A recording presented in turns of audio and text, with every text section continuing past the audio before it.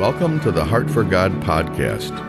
With many years of experience pastoring and helping to start churches, Dr. Jim Townsley has some practical and biblical advice that can be a great help to you and your ministry. On this podcast, Dr. Townsley and other guests with special expertise cover a variety of topics. His goal is to help you lead your church to be a healthy, strong, and balanced ministry, and for your family to be happy, healthy, and living for the Lord. Welcome to today's podcast, and I am still in Japan. We've been here pretty close to 4 weeks. I think this is the first time I've not been in the pulpit 2 weeks in a row. But we are with our family, and I have with me today my grandson, whose parents are missionaries in Japan.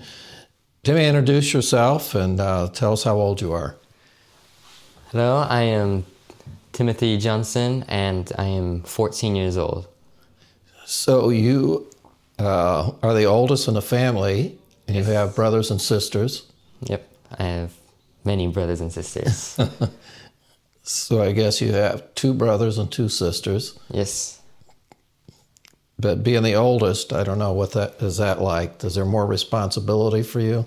There's definitely more responsibility and more responsibility for not being a bad influence on everyone else. Okay.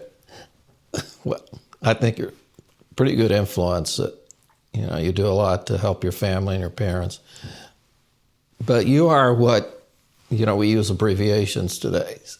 So you're an MK, missionary kid. They have PKs, preacher's kids, but you're a missionary kid. But you're the child of a missionary, but in a sense you are a missionary. You're here helping. And tell me, what are some of the things that you do to help the ministry?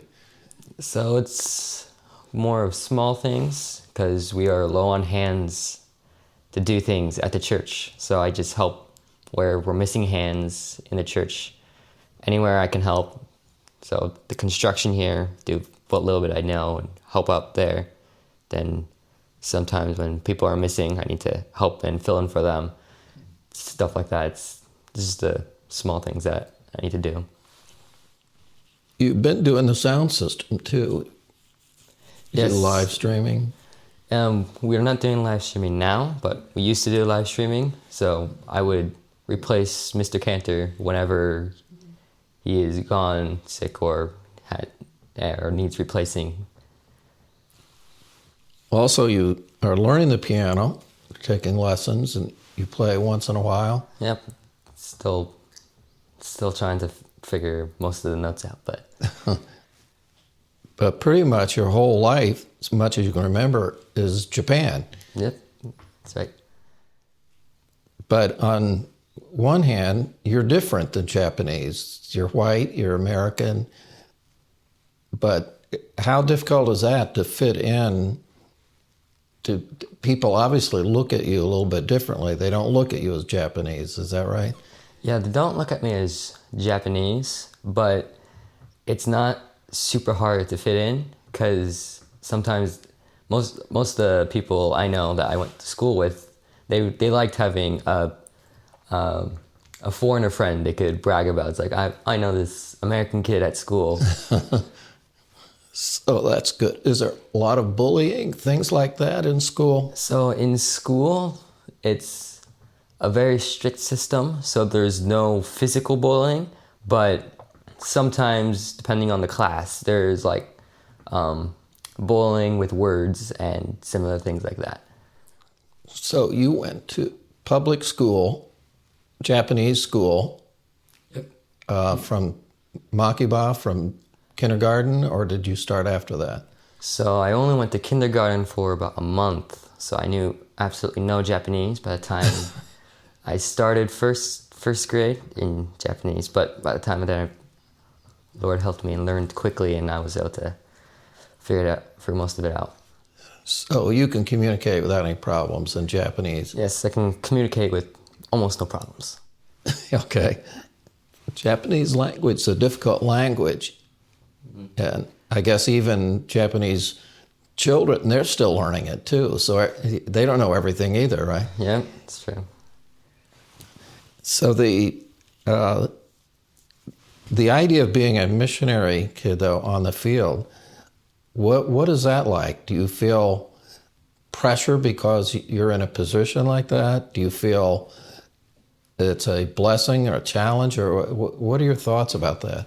So there is there is some times where it's a little bit of pressure trying to not disappoint everyone around me of what they want me to do, but I also see it as a big blessing from God. I am able to, in Japan, I don't have full influence on what's in the world because I don't know half of the things going on. And then it also gives me ability to learn a language, a complete new culture, well, half the time knowing half of what's in America too. So I think it's a blessing to know what the other worlds look like at the same time. So technically, you're American, but you don't really grow up in the American culture either. No. So this time when you go on furlough, you'll be really the first time you're well aware of the culture and what Americans are like. Yeah. And I think sometimes when missionary children come, especially from a field where there's a different language, a different culture, they don't fit in to the Japanese culture entirely, and they don't fit into the American culture entirely. So there's sort of you're a misfit. You don't fit either way.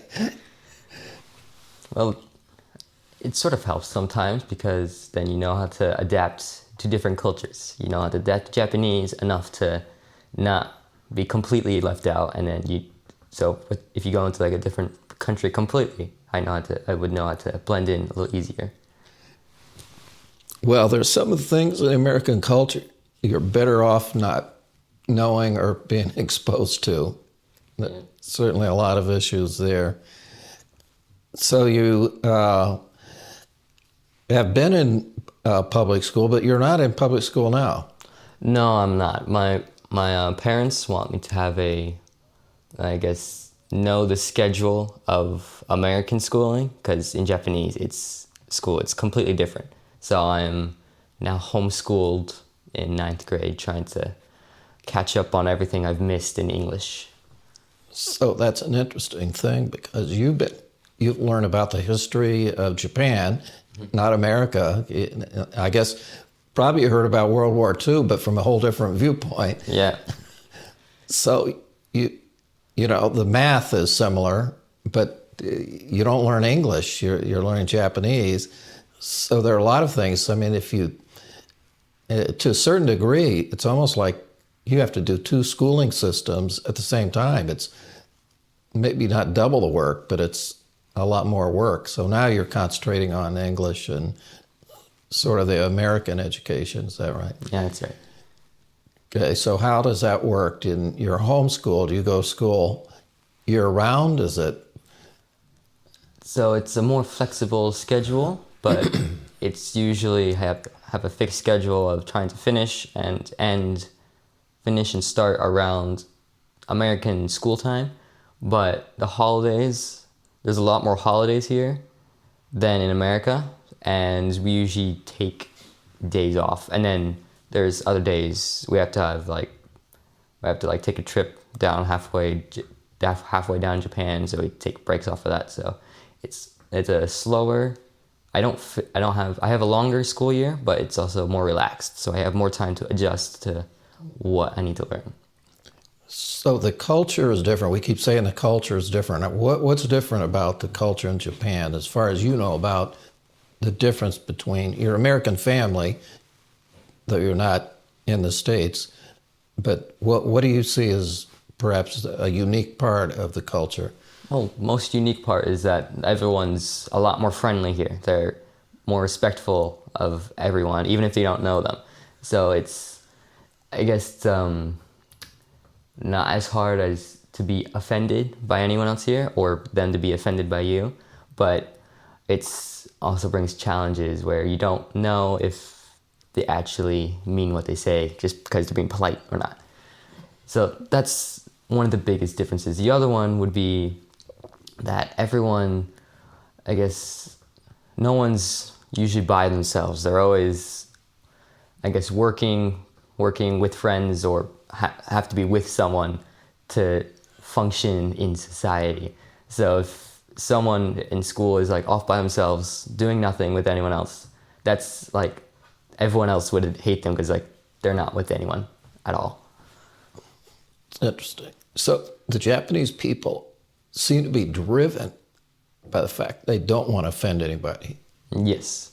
So they would almost ignore an issue or not be honest about something because they don't want to offend anybody by anything. So unless the issue became very serious, they would not say most anything about anything, really.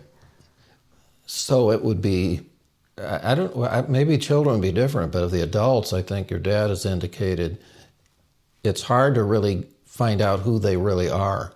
They sort of mask and pretend to be what they think they're supposed to be.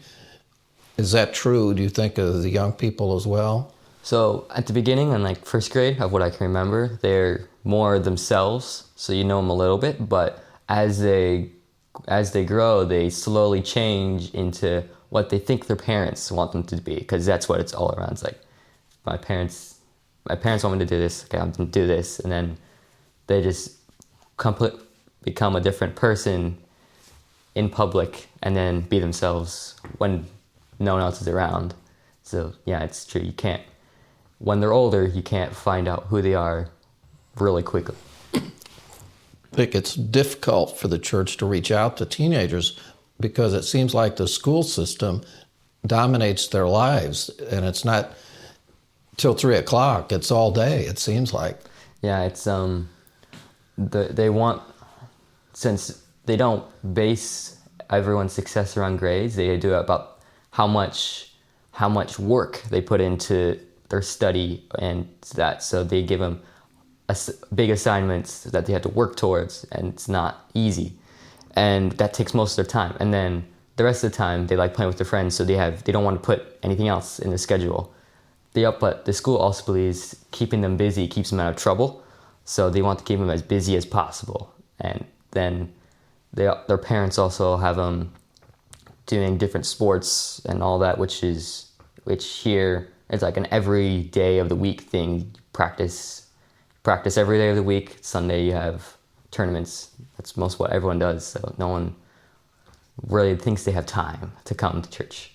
So you're in a Buddhist society, which I think most Americans don't even understand what that means, but does religion ever come up with your friends or in school, or is it mostly just tradition?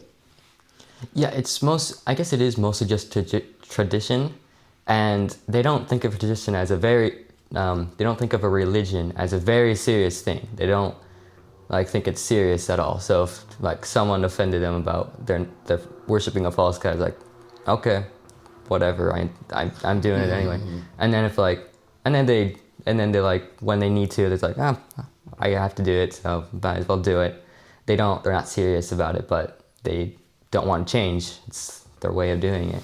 I think there is pressure for families that they wouldn't want to change because it would disrespect their ancestors. Is that? That's part of it, but also all their friends around them would then hate them, usually because of that, of changing most anything.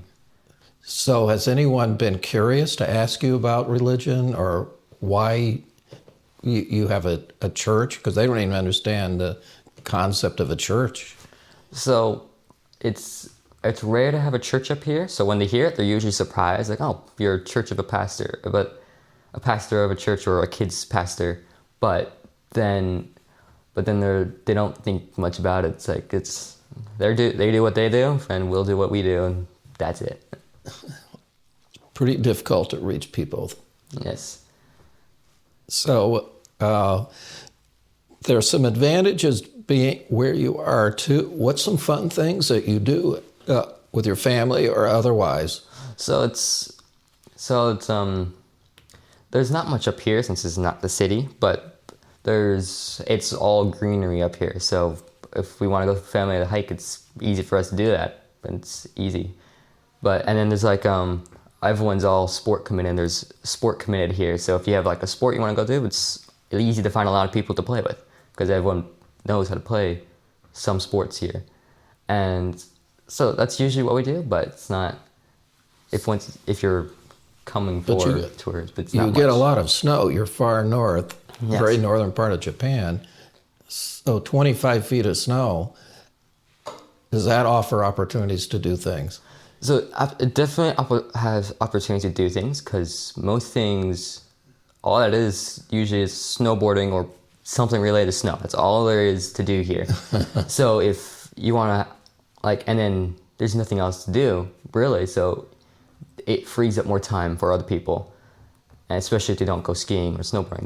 Then you can have them come over to your house, play whatever inside or something. So it's sometimes easier in the snow, but it's also harder to get around.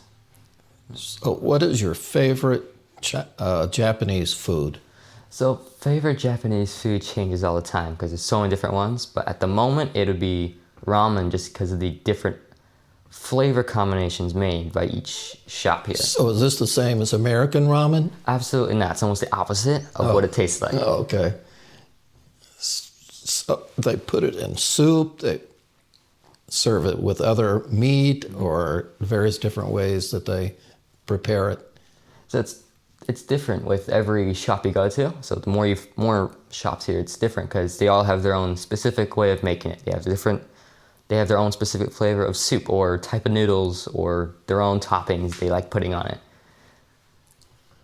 So what do you think that your honest feelings are? Are you glad you're where you are doing what you're doing as a child of a missionary family? Yes, I am very glad I have an opportunity here. That's good. Well, you're still young enough that you haven't figured out what you're going to do with your life, but I know you're open to let God direct you, and at some point you'll be making a decision and you just let the Lord guide you. That's a great thing. Yep. Okay, Tim, thank you very much. God bless you. Thank you for listening today. Thank you. Thank you for listening. If you enjoyed the podcast, consider sharing it with a friend. You can also follow at Dr. Townsley on Twitter or on Facebook at Jim Townsley.